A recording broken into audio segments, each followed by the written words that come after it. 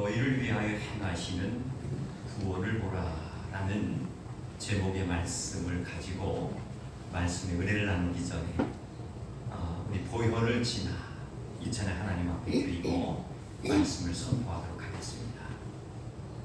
보혈을 지나 하나님 품으로, 보혈을 지나 아버지 품으로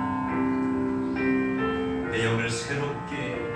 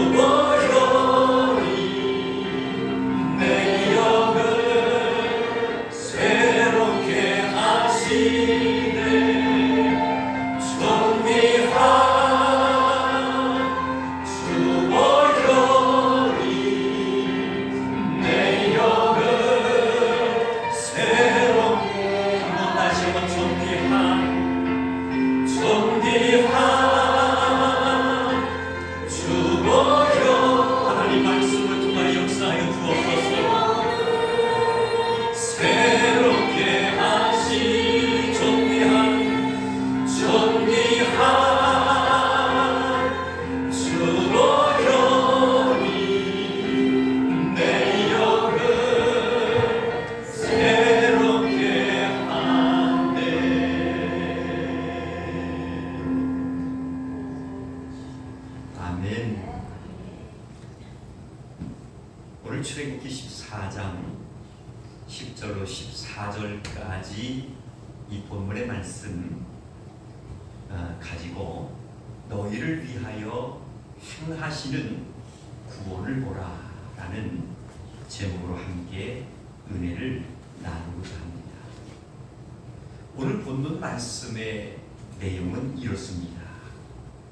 이스라엘 민족이 애굽의 종살이에서 자유를 찾아 광야로 이제 나오는 놀라운 하나님의 인도하심을 우리는 출애굽기 14장을 통해서 분명히 확인할 수가 있습니다.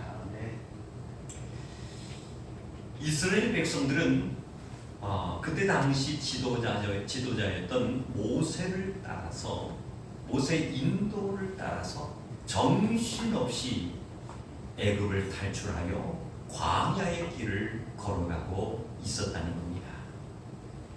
그런데 안타까운 일이 생깁니다. 그것은 얼마 못 가서 홍해 바다가 이스라엘 백성들 앞을 가로막고 있었다는 거예요. 이 홍해 바다는 어떤 바다인가 한번 제가 찾아보니까 이 홍해 바다는 폭이 매우 넓은 바다다라고 표현되어 있습니다. 그뿐만 아니라 이 홍해 바다는 폭이 넓을 뿐만이 아니라 길이가 굉장히 길었다는 거예요. 홍해 바다가 폭이 넓습니다. 길이가 굉장히 길었다는 것은 무엇을 의미하느냐면 인간의 힘과 노력으로는 도무지 이스라엘 백성들이 그 바다를 건넌다라는 것은 불가능했다라는 말씀입니다. 백성들은 이구동성으로 그러한 상황을 목격하면서 술렁이기 시작을 합니다. 엎친 데 덮친 격으로 뒤를 돌아보니 어떠한 일이 또 발생되느냐, 바로 왕의 무장한 병거들이 가까이 이스라엘 백성들을 이제 잡으려고, 쳐 죽이려고 달려오고 있었다라는 거예요. 한번 생각해 봅시다. 앞에는 홍해 바다가 가로막고 있습니다. 그리고 뒤에는 온갖 창검으로 무장한 애굽의 군대가 추격해 오고 있습니다. 이럴 때를 가리켜 한자어로 진퇴양난에 빠졌다라고 표현할 수가 있습니다. 꼼짝없이 이스라엘 백성들은 죽을 수밖에 없었던 것이지. 200만 명이 넘는 이스라엘 백성들은 크게 당황할 수밖에 없었습니다. 그리고 죽음의 공포와 멸망의 위기에 직면한 이스라엘 백성들은 급기야 지도자였던 모세를 대놓고 비난하기 시작을 합니다. 그리고 원망하며 손가락질을 하기 시작을 하는 거예요. 사랑하는 성도 여러분, 이스라엘 백성들이 당한 위기의 순간은 멀리 있는 일이 아니라는 거예요. 우리와 아주 밀접하게 가까이 있습니다. 아니, 또한 우리들의 삶의 현실에서도 지금 쉽게 찾아볼 수도 있고 경험할 수도 있을 것입니다. 사랑하는 성도 여러분, 현재를 사는 우리는 여러모로 무엇인가에 다급하게 쫓기는 삶을 살아가게 됩니다. 현재를 사는 우리들은 여러모로 무엇인가 다급하게 쫓길 뿐만이 아니라 긴장하게 되고, 또한 여러 가지 근심과 걱정, 초조 속에서 우리는 하루하루 인생을 살아가고 있습니다. 그렇다면은 우리를 다급하게 추격해 오는 것들은 과연 무엇일까요? 그것은 첫째로 경제적인 문제일 수도 있을 겁니다. 두 번째는 말 못할 가정 문제가 될 수 있을 거예요. 그런가 하면은 세 번째로 자녀 문제가 심각할 수도 있을 것입니다. 아니면은 네 번째로 질병의 문제가 자신을 시시각각으로 쫓고 있을 수도 있다는 거예요. 이럴 때 우리는 앞으로 달려가면 되는데, 문제는 앞에는 이제 건널 수 없는, 따라합시다, 홍해와 같은 어려운 문제가 있습니다. 아멘. 앞으로 우리는 달려가기만 하면 되는데, 문제는 앞에는 건널 수 없는, 뛰어넘을 수 없는 홍해와 같은 어려운 문제들이 산적해 있을 때가 있다는 거예요. 전후 좌우를 아무리 살펴봐도 해결점이 보이지 않는다는 말씀입니다. 이럴 때 대부분 많은 사람들이 경험하고 느끼는 것이 바로 뭐냐면은 막막해합니다.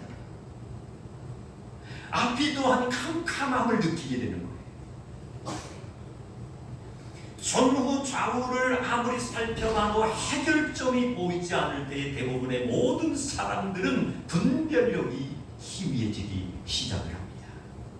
이것은 마치 홍해 바닷가에서 우왕좌왕하고 있는 이스라엘 백성들과 다를 바가 없는 것입니다. 오늘 예배에 참석하신 우리 성도님들은 인생을 살아가면서 정말 이스라엘 백성들과 같이 진퇴양난에 빠졌을 때에 어떻게 하는 것이 옳은 것인가를 분명히 알고 깨닫고 돌아가는 아름답고 행복한 시간이 되시기를 주님의 이름으로 축원합니다. 대부분의 사람들은 어떤 어려움을 당하게 되면 어떻습니까? 쉽게 절망을 하게 됩니다. 대부분의 많은 사람들은 힘들고 정말 견디기 어려운 그러한 문제가 닥쳐오게 되면 포기해버리는 사람들이 많습니다. 그리고 더 안타까운 것은 그 책임을 본인이 지려고 하는 것이 아니라 그 문제를 다른 사람들에게 떠넘기고 떠나는 그러한 비겁한 사람들이 많다는 거예요. 그리고 문제는 이어서 찾아오는 것이 바로 뭐냐면은 원망하게 됩니다. 그리고 대부분의 모든 사람들이 그러한 문제가 찾아오면 불평하기도 한다는 거예요. 이것이 바로 우리 자신들 인간들의 모습이 아닌가 생각해 볼 수가 있습니다. 왜 그렇습니까? 우리 인간은 너무나 나약한 존재입니다. 사람은 너무나 연약한 존재이기 때문에 언제 어느 때 본인이 완벽해지려고 해도 넘어질 수 있고 쓰러질 수 있다는 거예요. 나는 하나님을 만난 사람이고 성령의 충만함을 받은 사람이기 때문에 천국 가는 그날까지 나는 절대로 원망하지 않을 거예요. 그리고 불평하지 않는 삶을 살 거야 라고 우리가 충만할 때는 다짐하고 결단하지만은 역시 그 사람도 인간의 모습이 나타날 수밖에 없다는 겁니다. 왜 그렇습니까? 말씀드린 것처럼 인간은 너나 할 것 없이 나약한 존재입니다. 그리고 연약한 존재입니다. 언제 어느 때든지 실수할 수 있고 언제 어느 때든지 우리는 정말로 떠날 수 있다는 거예요. 그러나 우리가 당하고 있는 어려움과 위기의 순간에 어떠한 절망이나 원망이나 불평은 아무런 우리에게 도움이 되지 못한다는 것을 분명히 깨달아야 할 줄로 믿습니다. 원망과 불평은 살아가는데도 절대 유익하지를 않습니다. 특별히 예수를 믿는 믿음 생활에 있어서 이 원망과 불평이라는 것은 치명적인 신앙의 어려움을 가져다 줄 수밖에 없는 거예요. 사랑하는 성도 여러분, 절망이나 어떤 원망에 그리고 불평의 병에 우리가 들지 않도록 항상 우리는 근신하며 깨어있는 그런 성도들이 되시기를 주님의 이름으로 축원합니다. 깨어있어야 됩니다. 이런 어떤 절망이나 말씀드린 것처럼 원망 그리고 불평들은 어떤 상황을 개선하기는커녕 오히려 상황을 더욱 악화시킨다는 것을 우리는 깨달을 수가 있습니다. 이러한 것은 잘못된 선택일 수밖에 없다는 거예요. 오늘 예배에 참석하신 우리 성도님들은 잘못한 선택을 지양하는 자가 되어야 줄로 믿습니다. 그리고 올바른 선택을 내가 했다면 그것을 지향하는 자가 되어야 됩니다. 잘 들어야 됩니다. 잘못된 선택은 지앙을 해야 되는 거예요. 따라갑시다. 지앙. 그리고 올바른 선택은 뭐라고요? 지향 지향을 해야 되는 거예요. 아멘. 우리 상성의 가족들은 잘못된 선택을 해가고 살아가고 있다면 그것을 반드시 물리치시기를 주님의 이름으로 축원합니다. 그리고 올바른 선택을 했다면 내가 그것을 끝까지 천국 가는 그날까지 지향하며 살아가는 건설적인 삶을 살아가야 되는 거예요. 그때 성령님께서 기뻐하실 줄로 믿습니다. 그렇다면 올바른 선택은 과연 무엇일까요? 올바른 선택은 지향을 해야 된다는데, 그렇다면 올바른 선택은 과연 무엇이냐? 그것은 다른 것이 아니더라. 환난이나 위기의 순간에도 전적으로 하나님을 의지하는 것인 줄로 믿습니다. 올바른 선택이라는 것은 정말 우리가 살아가는 모든 삶의 현장, 그리고 특별히 중요한 것은 믿음의 성도님들에게 있어서 정말로 어떤 환난이나 위기의 순간이 전적으로 우리에게 찾아왔다 할지라도 그 순간의 모든 것을 하나님 손에 맡기면서 하나님을 의지하는 것이 바로 우리의 올바른 선택인 줄로 믿습니다. 올바른 선택을 하고 정말 환난과 위기의 문제가 찾아왔다 할지라도 전적으로 하나님을 신뢰하고 의지하며 살아가는 성도들에게는 하나님께서 그냥 계시는 분이 아니십니다. 하나님께서는 이러한 이들에게 은혜를 베풀어 주시는 줄로 믿습니다. 하나님께서 이러한 성도에게 능력을 주시는 거예요. 이러한 자녀에게 하나님께서는 감당할 수 있는 은혜를 주시는 거예요. 이러한 은혜와 이러한 어떤 지혜를 통하여 반드시 그러한 난간의 문제를 극복하는 순간에 우리의 신앙은 한층 더 성숙되어지고, 이러한 성도를 통해서 하나님의 교회와 나라를 세워갈 수 있는 엄청난 일을 행하시는 줄로 믿습니다. 그리고 하나님을 신뢰할 줄 아는 성도가 되어야 됩니다. 하나님을 의지하고 전적으로 하나님을 신뢰하는 성도에게는 이것만이 우리에게 닥쳐오는 크고 작은 환난과 위기의 문제를 해결할 수 있는, 그리고 승리할 수 있는 분명한 해결책이 될 수가 있는 줄로 믿습니다. 우리가 잘 알고 있는 사도 바울, 이 사도 바울은 마게도냐 지방에 전도하러 갔다가 어떻게 됩니까? 죽도록 매를 맞습니다. 마게도냐 지방으로 전도하러 갔다가 사도 바울은 붙잡아서 죽도록 매를 맞는, 그냥 적당한 매를 맞는 것이 아니라 죽도록 매를 맞는, 망신창이가 되는 거죠. 그리고 더 큰 어려움은 어떻게 됩니까? 지하 감방에 갇힙니다. 한번 생각해 보세요. 전도하러 갔다가 붙잡혀 죽도록 매를 맞습니다. 거기다 더 나가서 지하 감방에 갇힙니다. 감방에 갇힌 그런 상황 속에서 정말 초조한 시간을 보냈겠지요. 날이 밝으면 사도 바울은 자칫 잘못하면 처형될지도 모르는 상황이었습니다. 그런데 놀라운 것은 이 사도 바울은 지하 감옥에서 아신이라는 한밤중에 찬송을 부르기 시작합니다. 한밤중에 고요한 시간에 하나님 앞에 정말 말씀을 붙잡고 하나님께서 이 문제를 해결할 것을 믿으면서 기도하기 시작을 합니다. 그때에 하나님의 능력의 역사가 나타난 줄로 믿습니다. 어떤 역사가 나타납니까? 큰 지진이 일어나기 시작합니다.